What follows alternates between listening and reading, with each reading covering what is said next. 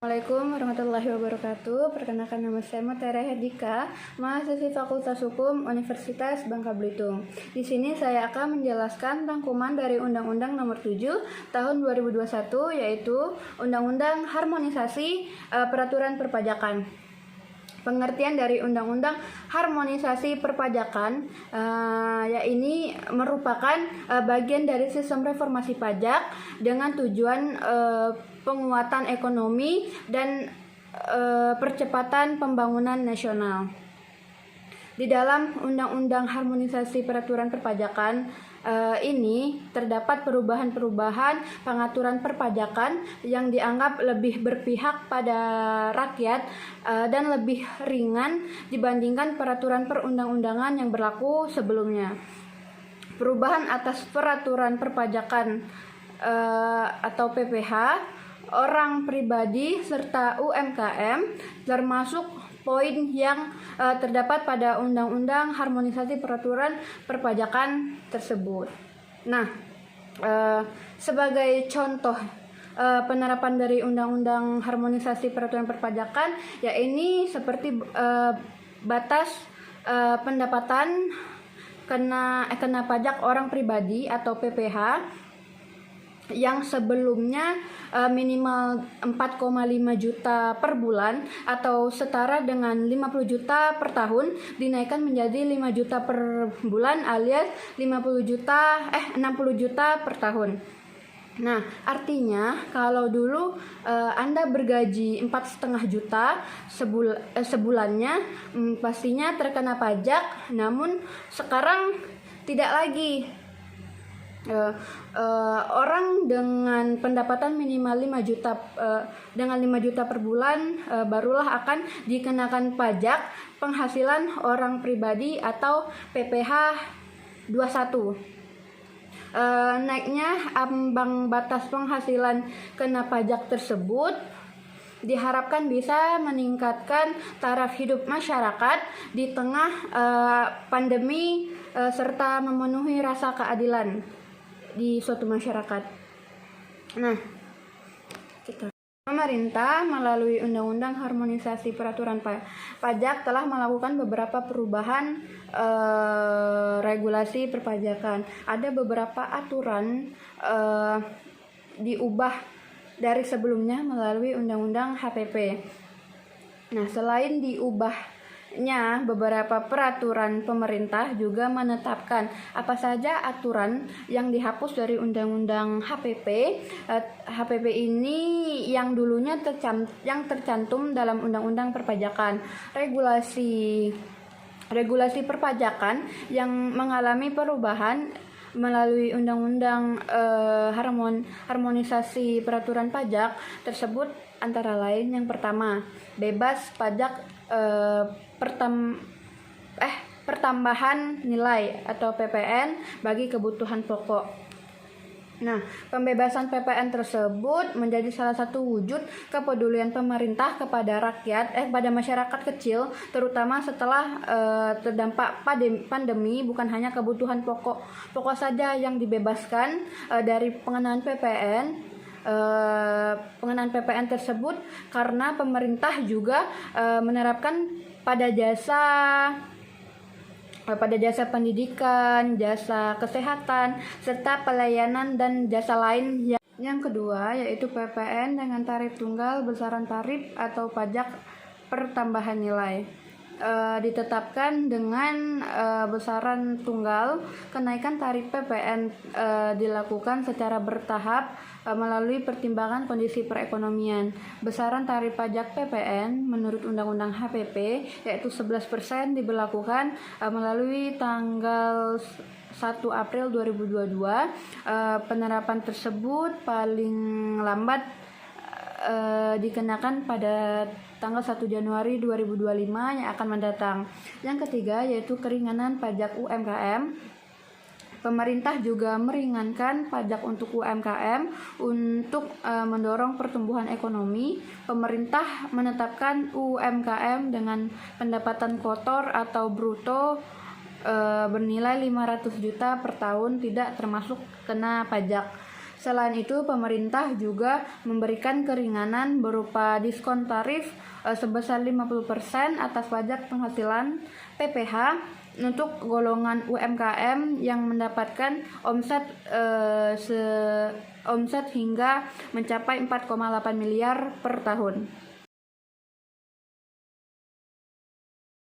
Yang keempat, perubahan tarif pajak PPH badan. Di dalam Undang-Undang Perpajakan yang sebelumnya disebutkan bahwa untuk badan usaha PPH yang harus dibayarkan adalah sebesar 28% dari tarif pajak tersebut berlaku untuk golongan WP dalam negeri di mana yang bersangkutan memiliki bentuk usaha yang tetap. Perubahan dalam regulasi tersebut melalui Undang-Undang Harmonisasi Peraturan Pajak yaitu penurunan tarif menjadi 22% untuk PPH golongan WP yang sama. Yang kelima yaitu ada pajak natura. Di dalam Undang-Undang Harmonisasi Peraturan Perpajakan atau Undang-Undang HPP, pemerintah juga mengatur tentang pajak natura. Di dalam Undang-Undang HPP pasal 4 ayat 1 butir D dijelaskan bahwa pemberi kerja harus memberikan natura sebagai bentuk penghasilan pegawainya, di mana hal tersebut tidak termasuk sebagai golongan objek pajak. Natura yang tidak termasuk sebagai golongan objek pajak tersebut antara lain yaitu yang pertama bahan makanan, bahan minuman, makanan ataupun minuman bagi keseluruhan pegawai. Yang kedua yaitu natura atau kenikmatan kepada mereka yang melakukan tugas di suatu daerah tertentu. Yang ketiga, natura atau kenikmatan sebagai konsekuensi dari adanya penugasan dan pelaksanaan kegiatan ataupun pekerjaan, misalnya baju seragam. Yang keempat yaitu natura atau kenikmatan yang pembiayaannya berasal dari APBN maupun APBD. Yang kelima yaitu natura dengan jenis serta batasan tertentu. Keenam yaitu ada tentang NIK sebagai NPWP. Sempat terjadi kesalahpahaman oleh masyarakat ketika Menteri Keuangan menyatakan bahwa NIK difungsikan sebagai NPWP seperti yang tercantum di dalam Undang-Undang HPP 2021. Meskipun NIK juga berfungsi sebagai NPWP, bukan berarti semua warga negara Indonesia memiliki kewajiban untuk membayar pajak penghasilan. Hanya mereka yang memiliki NIK yang telah memenuhi syarat dan ketentuan yang dikenakan PPH saja yang memiliki kewajiban membayar pajak. Pemilik NIK dengan jumlah penghasilan per bulan maupun per tahun sesuai dengan sebuah ketentuan yang telah dijelaskan pada bagian awal sajalah yang harus membayar PPH. Ketujuh, ada penghapusan dan pembebasan PPN. Undang-Undang HPP juga memuat tentang penghapusan dan pembebasan atas pajak pertambahan nilai pada beberapa sektor sebagai wujud keberpihakan kepada masyarakat kecil. Yang pertama, sektor yang dibebaskan PPN yaitu ada makanan maupun minuman yang disajikan oleh warung makanan, restoran, hotel dan sejenisnya. Yang kedua, ada emas batangan, surat berharga dan uang. Yang ketiga, ada jasa bidang keagamaan. Yang keempat, ada jasa bidang kesenian dan hiburan. Yang kelima, ada jasa bidang perhotelan. Yang keenam, jasa yang disediakan pemerintah untuk menjalankan sistem pemerintahan secara umum. Yang terakhir ada jasa bidang catering dan boga. Yang kedua, sektor dengan penghapusan PPN. Yang pertama, barang yang merupakan hasil dari aktivitas pengeboran atau pertambangan yang asalnya adalah mengambil langsung dari sumbernya. Yang kedua, jasa mengirim surat yang menggunakan perangko. Yang ketiga, jasa penyiaran yang sifatnya bukan iklan. Yang keberapa? Yang keempat, jasa telepon umum yang memakai koin atau uang logam. Yang terakhir, ada jasa pengiriman uang yang menggunakan wesel.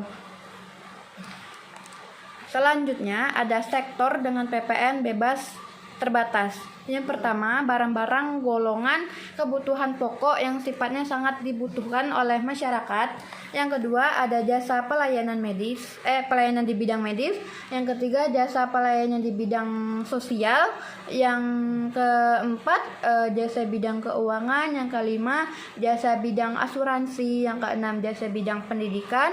Yang ketujuh, jasa angkutan umum baik darat, laut maupun udara, wilayah di dalam negeri. Yang terakhir, ada jasa bidang tenaga kerja.